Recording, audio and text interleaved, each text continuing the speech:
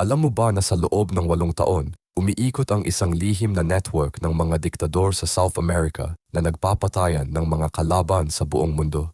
Taong 1975, 6 na bansa ang nagsama-sama para sa Operation Condor.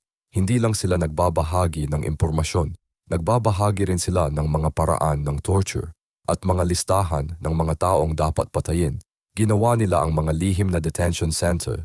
Doon nila ginagamit ang electric shock sa mga biktima, sexual assault, psychological torture, pero ang pinakamalupit pa ang ginagawa nila pagkatapos.